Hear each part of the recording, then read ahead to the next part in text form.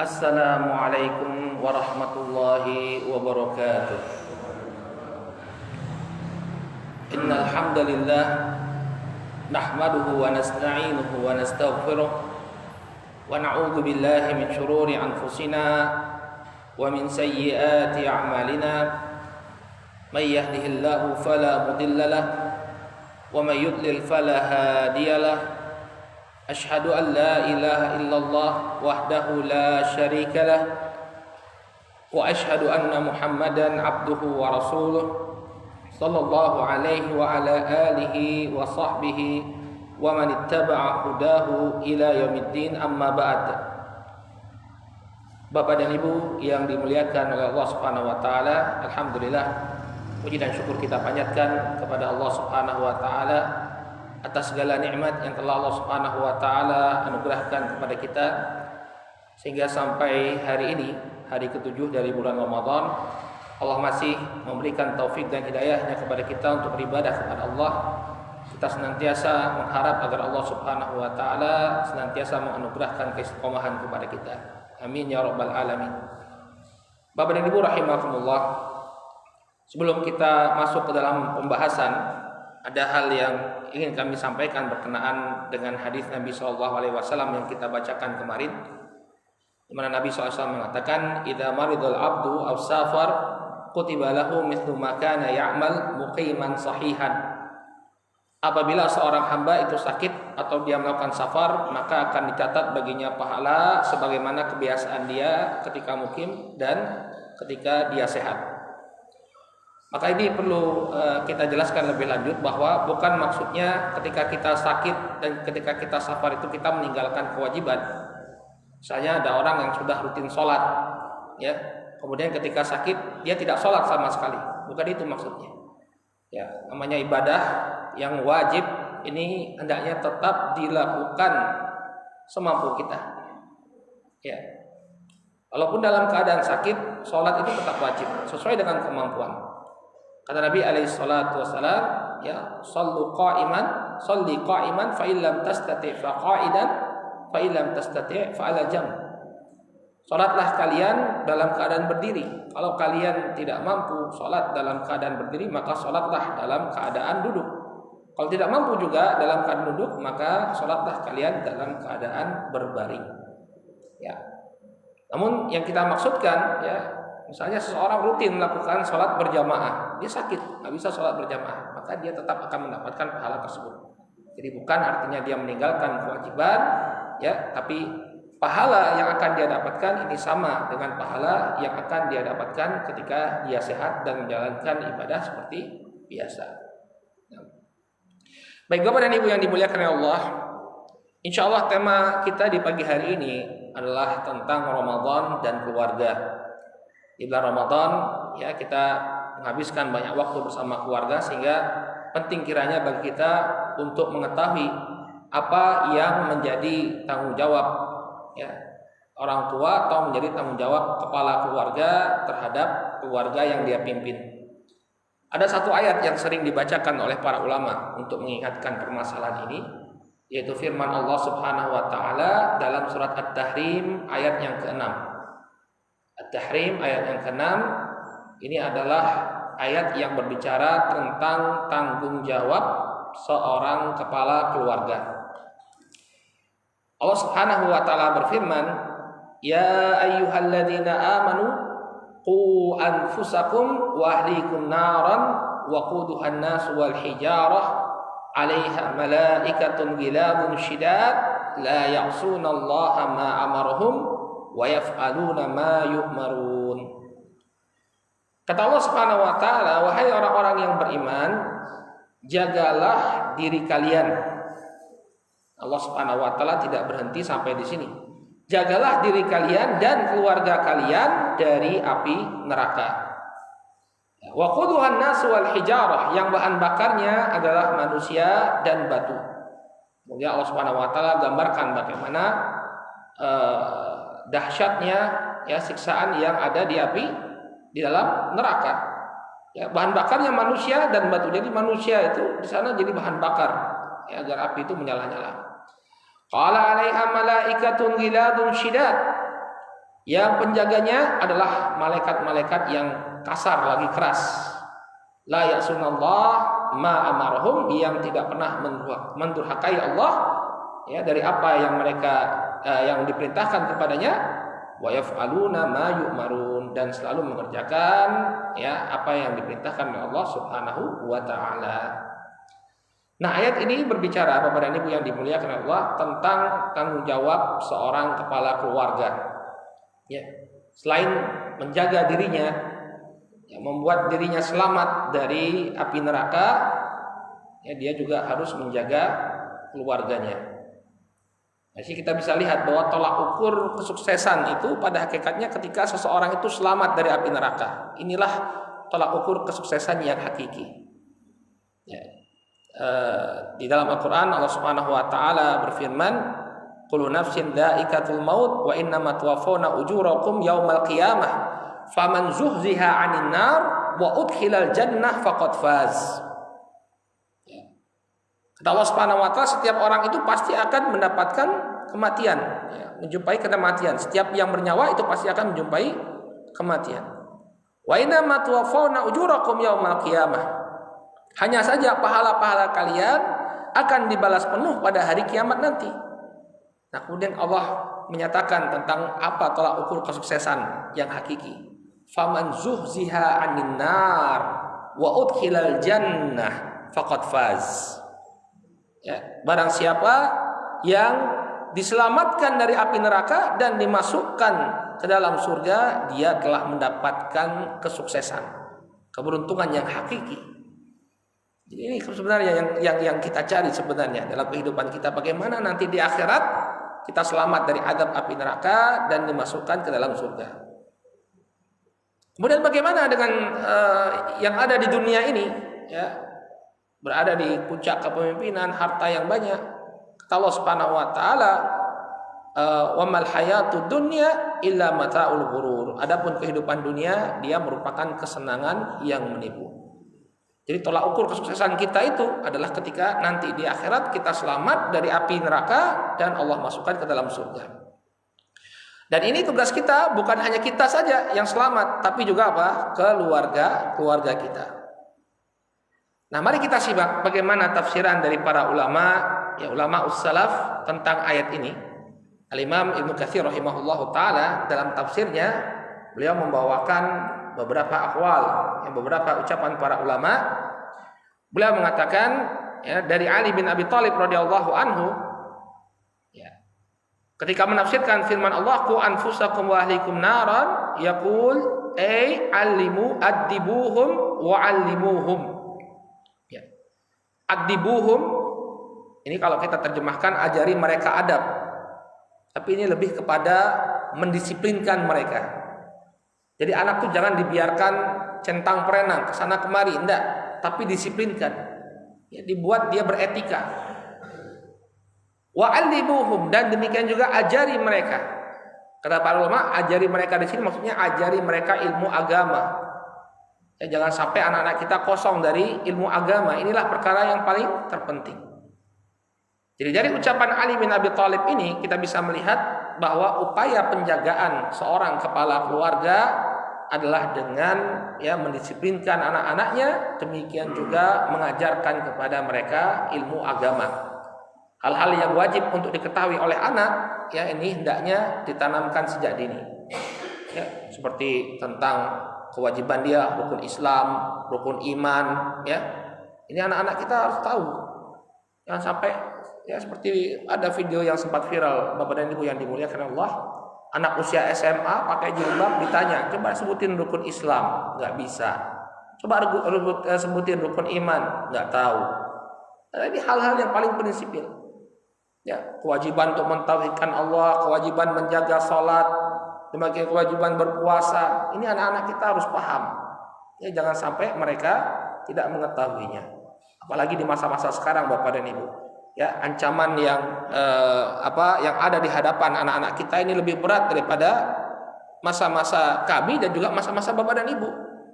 Ya, lebih berat lagi sekarang ini. Kalau Bapak dan Ibu buka media sosial, itu ajakan untuk meninggalkan agama itu luar biasa. Anak-anak kita diajak untuk menjadi ateis. Digambarkan bahwa agama ini merupakan sumber konflik di mana-mana. Ya, pemutarbalikan fakta. Ya, konflik yang muncul karena agama itu sedikit sekali dibandingkan dengan konflik yang latar belakangnya adalah sekularisme. Tapi lihat bagaimana mereka. Coba lihat agama bikin konflik ya. Padahal perang dunia pertama, perang dunia kedua gak ada urusannya sama sekali dengan agama ya. Korbannya jutaan. Perang Vietnam gak ada urusan sekali sama agama. Itu dilupakan. Seolah-olah agama ini sumber konflik. Nah, anak-anak kita dicecokin, ya, ngapain kamu beragama? Ngapain? Emang apa buktinya Tuhan ada? Ya, ngeri sekali zaman sekarang ini, Bapak dan Ibu. Kita harus harus paham realitas yang ada sekarang. Makanya anak-anak hendaknya kita ya beri pendidikan agama yang baik. Ya. Kemudian kata beliau, waqala Ali bin Abi Thalhah an Ibnu Abbas, qu anfusakum wa ahlikum naran, yaqul i'malu bi ta'atillah wattaqu ma'asiyallah wa muru ahlikum bidzikr yunjikumullahu minan nar. Kemudian beliau menukilkan ucapan Abdullah bin Abbas. Ya, Abdullah bin Abbas ini adalah sahabat yang didoakan oleh Nabi sallallahu alaihi wasallam, Allahumma faqihu fid din wa 'allimhu ta'wil. Ya Allah, pahamkanlah dia terhadap agama dan ajarkan dia tafsir.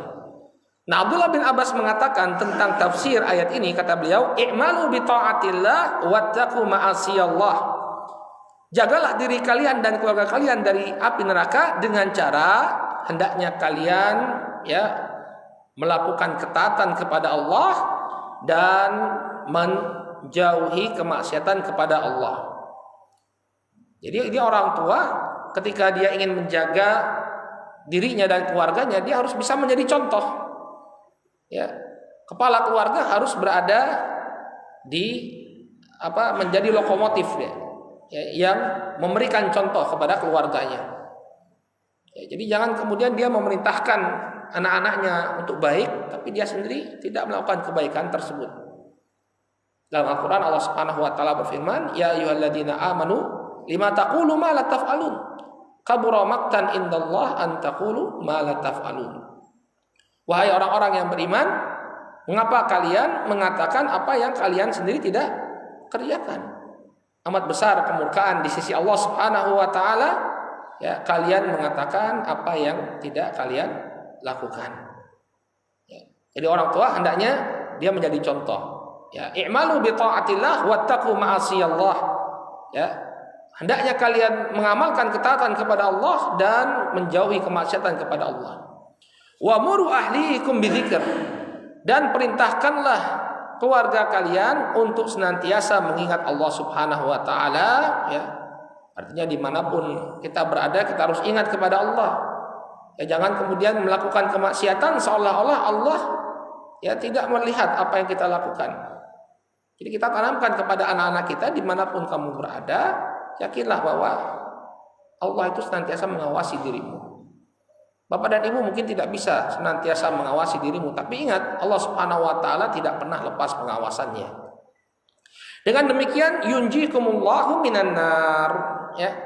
Allah Subhanahu wa taala pun akan menyelamatkan kalian dari api neraka.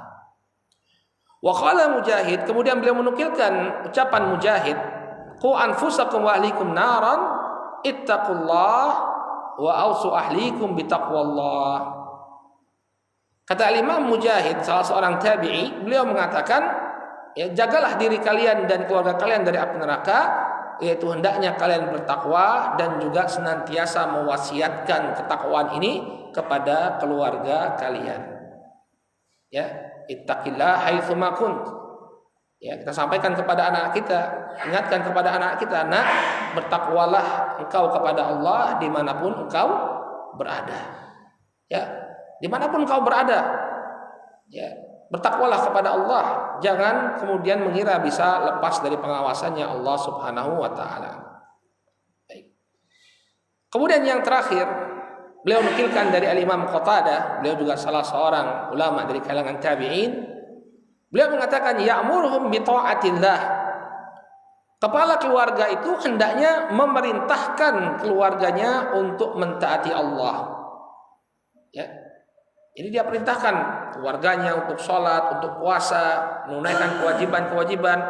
Ya, dia perintahkan anak-anak perempuannya, untuk menutup auratnya, untuk menjaga pergaulannya.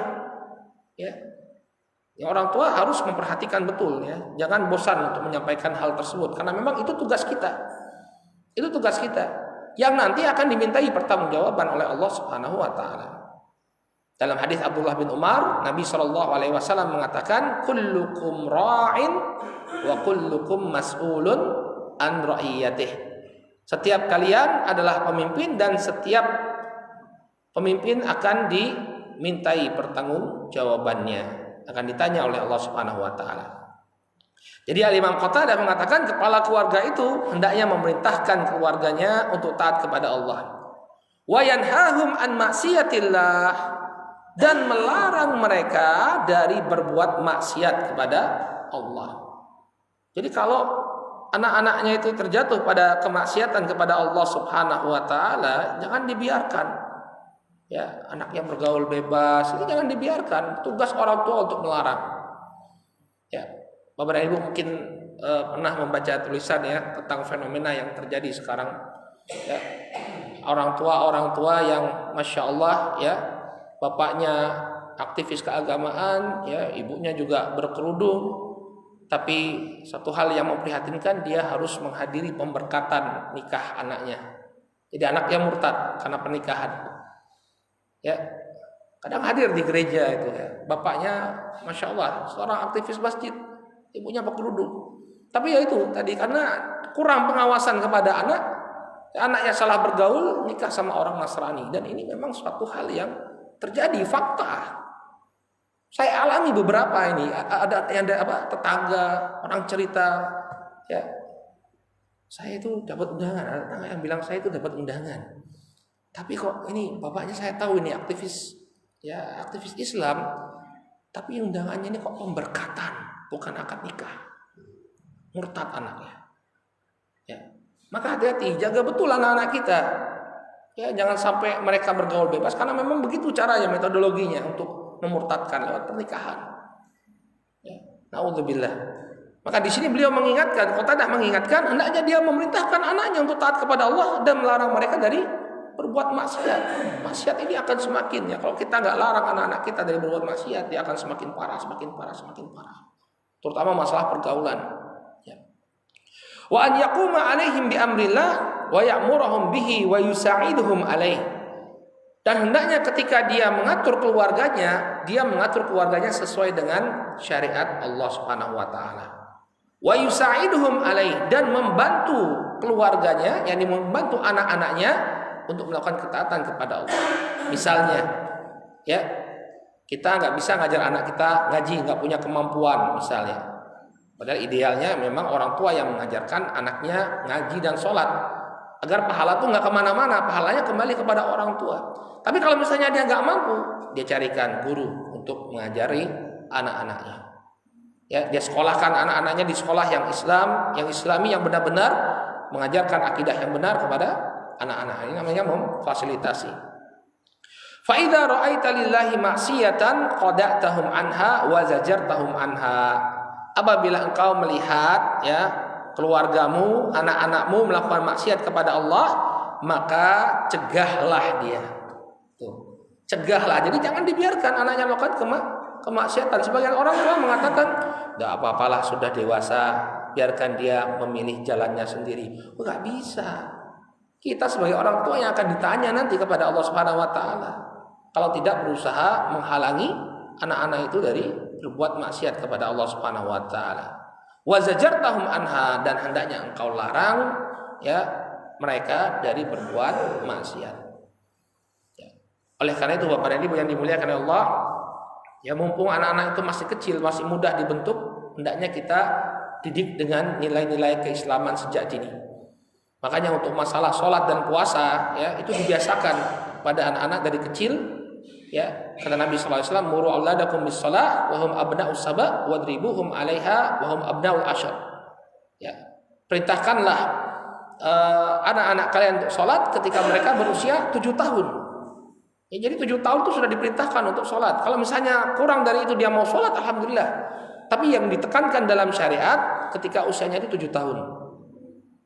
Ya wadribuhum 'alaiha wa hum abna'u asyar.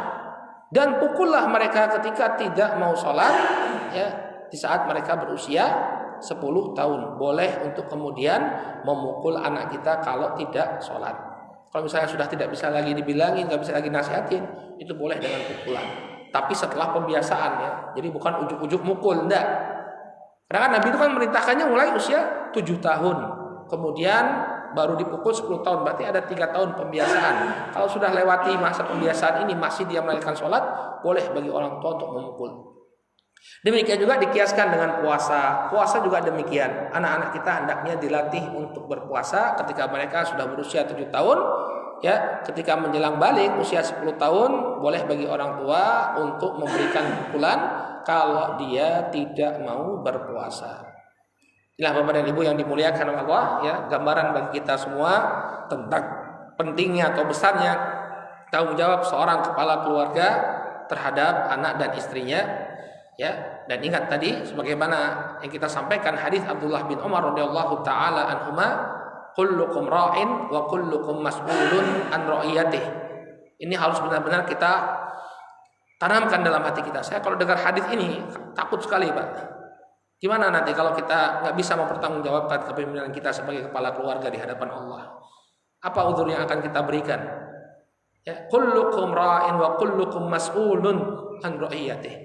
Setiap kalian itu adalah pemimpin dan setiap pemimpin akan ditanya tentang kepemimpinannya. Inilah mudah-mudahan apa yang bisa kami sampaikan ini memberikan manfaat kepada kita semua. Mudah-mudahan Allah Subhanahu wa taala memberikan taufik kepada kita semua untuk menjalankan tugas kita sebagai orang tua, dan mudah-mudahan Allah berikan taufik juga kepada anak keturunan kita agar mereka menjadi anak-anak yang soleh dan soleha. Amin ya rabbal alamin. Kemudian kalau ada yang ingin bertanya, terutama yang berkaitan dengan topik kita di pagi hari ini, kami persilahkan. Silakan Bapak kalau ada yang ingin bertanya.